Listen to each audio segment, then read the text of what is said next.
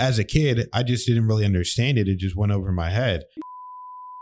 Han Meditations. Hey guys, it's Han Meditations. I'm Han. This is my wife, Kelly. We're back with some more videos. So this one is about Muhammad Ali talks about being a Muslim in America.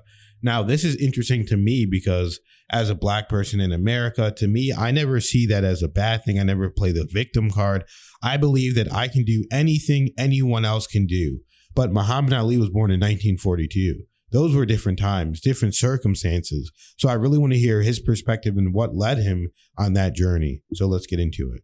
Well, outside of the boxing arena, Ali was also very active in the political arena. In 1976, he appeared on Face the Nation, where he spoke about that year's presidential elections and his experience about being Muslim in America. Mohammed, since this is a political year, do you have a favorite among the presidential candidates? And more interestingly, has anyone asked you for support? No, they haven't. Made a statement the other day about I'm not voting for no one. I don't know enough about politics, nor do what I want people watching this show to be influenced by my feelings, because I don't know enough about it. But the only administration that I really have liked is Ford's administration. For the simple fact, immediately after beating George Foreman, I was invited to the White House and met him and his daughter. King Hussein was just in the country, and he thought enough of me, knowing that he was a Muslim. Of my religion, he thought enough of me to invite me to entertain him and to meet him at the White House. So I've been to the White House twice. So if I had to do any voting, which I don't know enough about politics, but I like President Ford and his administration.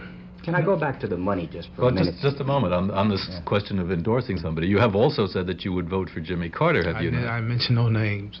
Seems to me you were on record in a newspaper article as saying you would vote for Jimmy Carter. I remember I said no name. I said there's a certain fella, I just like his smile. Well, were you put off by the ethnic purity remark that he made? No, I don't know nothing about that. I don't condemn people for making remarks or making statements. I'm sure we all make statements off camera that would get us all in trouble. But because somebody made a mistake, I'm one who's been criticized for things I've said, so I'm the last one to condemn any man for something he said, because I'm a victim of the same circumstance. Well, you leave us kind of hung up. You like Jimmy, you like a man with a certain smile, and you like President Ford. I didn't say no name. I like your smile. You like a man with a certain smile for president, and you like President Ford. Are you going to vote for both of them? No, I didn't say that. I didn't say I like him for president. I just said I like the image of a certain man. I like the way he smiles. I see all the politicians smiling. What make you think I mean Carter? I pursue this for one particular reason. There's been a big problem lately in a diminished vote from the black segment of the American population. The blacks have not been voting in anywhere like their past strength. And so I wonder whether you, as one of the recognized figures of the black community, might give a push to black voting, or whether you think of this as important. I think it's important if the man we vote for does the right job and means right for all people. I don't know too much about politics, so this is why Carter, Ford, or whoever, I cannot openly make a statement who I'm supporting or who I'll vote for, because I don't know. But the administration that I like, and the one, I've been under a few presidents since I've been popular, but I've never been honored like I have by President Ford. If I can go back just for a minute, and this is obviously meant in a spirit of friendliness. The question of the Islamic religion and your future in that. The impression one gets is perhaps it is loosening up a bit after the death of Elijah Muhammad. Do you think it's changing now, and that your role in it can change in view of what the Honorable Elijah Muhammad taught was good for the time during the 30s when black people had been castrated, lynched, deprived of freedom, justice, equality, raped. He had to teach that the white man is a devil. His actions towards us is that of a devil. Now that we're no longer being lynched, raped, castrated, we're given equal justice. We can go anywhere to live. Even the North fights the South so we can have certain rights. People are not acting this way today. So Honorable Wallace D. Muhammad is on time. He's teaching us it's not the color of the physical body that makes a man a devil. God don't look at our colors. Minds, hearts have no color.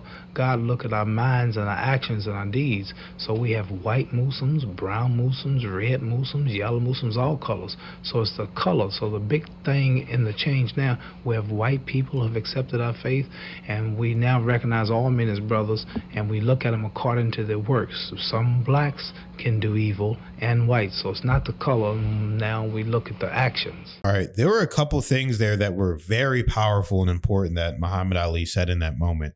And a lot of people, I've always wondered why Muhammad Ali was Muslim. I've wondered why Mike Tyson was Muslim. As a kid, I just didn't really understand it. It just went over my head. And there was no real internet back then until we were like, preteens, teenagers, where you could really search a lot of information up. And, but yeah, so one of the things I liked that he said, I don't condemn people for what they say. And this is very important in this day and age of cancel culture, where people want to cancel people for their beliefs or making one simple mistake. People want to hold you to what you said. And, oh, you said this one time, you did that. And it's just absolutely insane. And then another thing I noticed, they're trying to push him to make a vote. They're trying to push him to vote for this certain candidate at this certain time. And it's just, to me, it just feels like people are always trying to get black people to vote a certain way, like black people aren't individuals. You should be voting as an individual person based on what you want, not based on what you think someone's going to do for black people, what someone's going to do for white people, whatever. It's just absolutely crazy, because at the end of the day, if we're living in the country that we live in, you're all Americans. So we're all the same. And I like how he even added in there, there's Muslims that are white, there's Muslims that are black, there's Muslims that are brown. It does not matter. And that kind of brings everybody together. And then I like how he said that just you being white doesn't make you a devil. Your actions and your deeds make you a devil. So that's absolutely true. What did you think about that, Kelly? Yeah, so he had a really great presence on there. He just kept very calm and zen, which is pretty interesting considering he was such an incredible fighter, but still able to have that very calming presence on there. And you could really, really, really tell that there's a underlying power behind him, a really powerful power, for lack of words. But, people in the media, reporters, they always want to just like kind of push you and kind of direct your narrative when they're asking these questions. You can see the very first thing he said is, I'm not really into politics. I don't know much about it. There's no one person I'm going towards.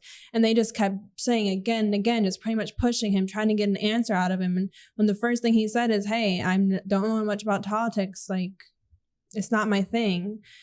And he stayed really, really calm throughout all of that, which is very nice. But back then, so it said this interview was in 1974.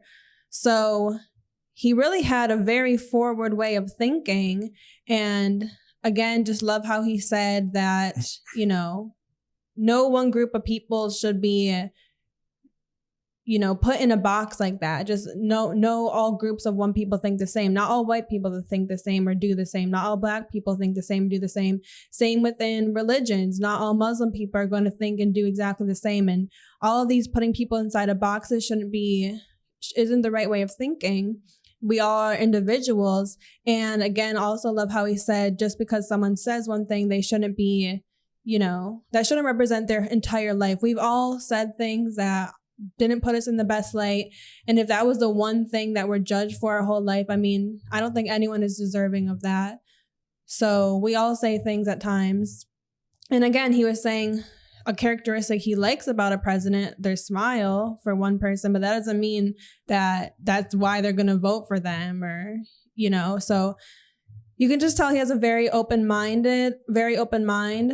and those reporters could learn a thing from him and be a little more open-minded as well.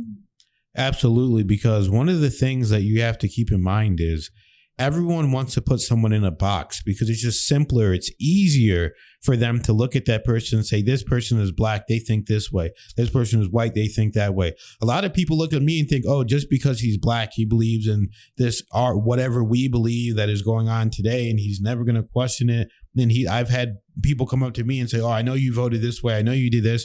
You have no idea what I believe and what I think. And to me, it's very rude and racist to even assume that someone is like that because they are black or because they are white or whatever ethnicity they are. That's why it's been so interesting for us to be learning about Islam, because a lot of people, like, Islamophobia is a real thing. then a lot of people are Islamophobic and they don't understand what it is about. They don't understand what it truly is. And they have done no research on it. They have no evidence to say why they believe this, but they continue to believe it. That's why we're trying to do our part to help educate people and help people learn on our channel. So if you like this video, comment, like, subscribe, and we'll see you in the next video. Thank you so much.